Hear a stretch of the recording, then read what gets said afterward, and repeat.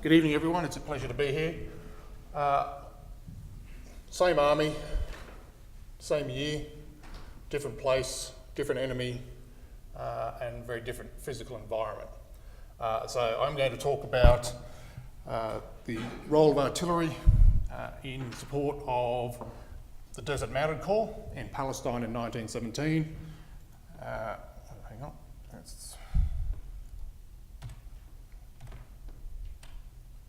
That's what I'm going to talk about. I'm going to give you a little bit of context to begin with, because as much as people have probably heard about the charge at Beersheba, beyond that most people don't know a great deal about Palestine, so I'll just give you a bit of left and right of arc if you like. And then I'm going to talk about Beersheba, not about the charge. You're probably relieved to hear, I know I certainly am. I'm going to talk more about the way that the artillery is used in two specific actions which are part of the larger Battle of Beersheba.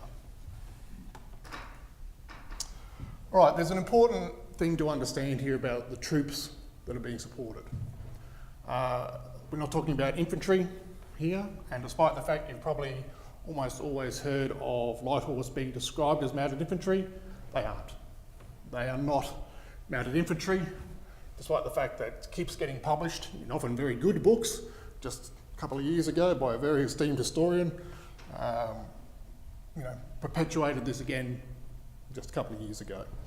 The light horse are a form of troops known at the time in the British Army as mounted rifles. I know the term is similar to mounted infantry, but they are not mounted infantry. They are conceived of, organised, structured and trained to carry out the cavalry role, not the infantry role. There are mounted infantry in the Palestine campaign, but it's the Imperial Camel Corps, not the light horse, the New Zealand mounted rifles or the British Yeomanry, who are all a form of abbreviated cavalry, or in the case of the Yeomanry, full sword carrying cavalry. So the discussion of the fire support that they receive is a discussion about the use of artillery and other forms of fire support in mobile operations undertaken by the cavalry. It is not the big staged set-piece artillery operations that Roger has just expanded about on the Western Front, even though those operations are sometimes being undertaken, but the emphasis is very much on mobile operations. All right, just to give you an idea of what the Egyptian Expeditionary Force looks like in the latter part of 1917. This is a force that undergoes a certain amount of transition during the year, but in the middle of the year, Edmund Allenby, previously commander of 3rd Army on the Western Front, not overly successful commander of 3rd Army on the Western Front, is sent out to Palestine. He takes over and will do very well out here. He'll finish the war as a field marshal and up here. Beneath him, he has 3 corps. Desert Mounted Corps you've probably heard of, under the Australian Harry Chevelle. Alongside him are 20 and 21 corps, Philip Chetwood, Edward Bulfin. Chetwood goes on to be a very prominent soldier. He'll finish his career as a Field Marshal, Commander-in-Chief of the Indian Army in the interwar period, very competent, capable officer. Bulfin, I'll admit I don't know that much about. Okay, so if we look at the Desert Mounted Corps, 3-division organisation. As opposed to what you're used to looking at on the Western Front in particular, when you look at British infantry formations, which are so-called square, everything's pretty much set up in 4s. Cavalry organisations, at least by this stage of the war in Palestine, are very triangular.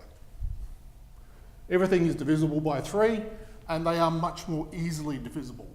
Because of that requirement to undertake mobile operations, if you need to detach a brigade, well, here's your slice of the guns, here's your slice of the machine guns, here's your slice of everything, off you go, undertake independent operations. But in essence, each division is a mirror of the one next door. You have 3 mounted brigades, whether they be light horse, New Zealand mounted rifles or yeomanry. You'll have 3 machine gun squadrons, which each machine gun squadron allocated to a brigade, to one of the mounted brigades. And there is a brigade of Royal Horse Artillery. By this stage of the war, again, organised in 3 batteries. And you can see who's allocated to what there in 1917. Okay, so looking at the tactics, the tactical environment that we're looking at. Cavalry tactics are absolutely about fire and movement. Okay, everybody's tactics are about fire and movement to a greater or lesser degree, but for the cavalry, this really is the bread and butter, particularly in open mobile operations. And to that end, it's when it comes to employing firepower, it's really about putting as much fire out in as short and furious burst as you possibly can in order to essentially win the firefight. Because this is cavalry and this is not infantry, they're really organised and designed to undertake cavalry operations, what we would call skirmishing, or they would have called at the time skirmishing. They are not designed to undertake set-piece attacks against set enemy positions, but they're often called on to do that, which is one of the problems that becomes apparent, and I'll come back to that. So in that circumstance, the idea is you go out there, you find your enemy, you skirmish with them, hopefully you win the firefight, you either force them back, or if you're in an unadvantageous position, you disengage and try again somewhere else. Now the thing that limits them particularly is limitations of firepower. A cavalry brigade is, once you dismount it and take away the horse holders, which is 1 in every 4 men in a sabre squadron, you need a cavalry brigade to create the equivalent of rifle firepower of an infantry battalion.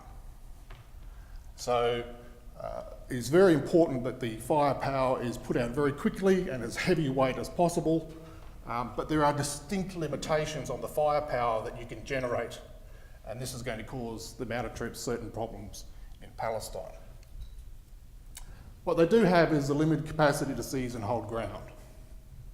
But there are limitations on that, because if someone comes along who's bigger and meaner than you, they're going to push you off the ground. And similarly, you're going to have trouble pushing anybody off the ground who's in a well-prepared defensive position.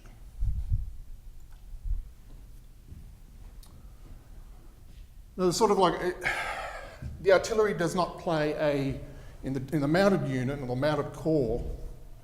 The artillery is incredibly important, but it is just one part of a firepower system, if you like, because you don't have masses of artillery. So every level of augmentation to the firepower that you have, your 300 odd men at best dismounted, carrying their 303s, everything that you can add to that is incredibly valuable when you are undertaking your operations. So the humble Hotchkiss gun, which is introduced to the light horse in early 1917, 12 per troop, it becomes a troop machine gun, is a very important augmentation to light horse firepower, and it changes the way that they are able to operate in Palestine.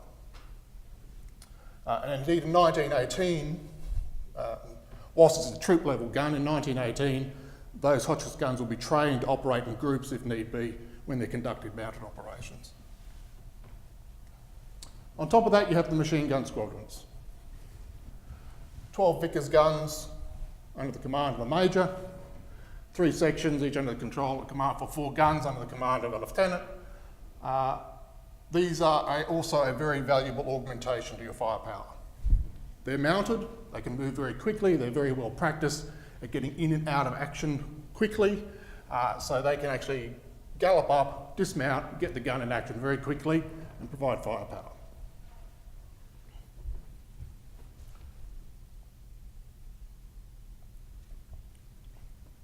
And then finally,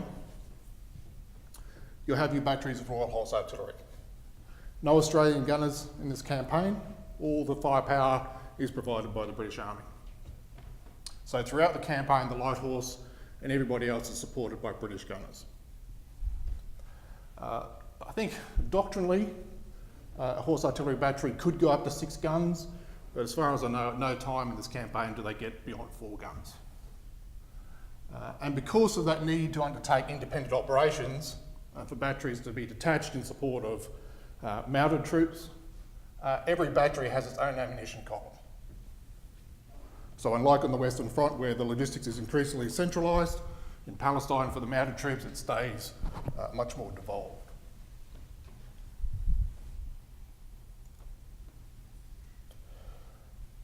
Now a lot of the, when I started looking at the light horse many years ago now, quite a few of the secondary sources, as I recall now, basically said, well, in 1916 the light horse is given these British batteries, they're all equipped with 18-pounders, and that gets them through the campaign.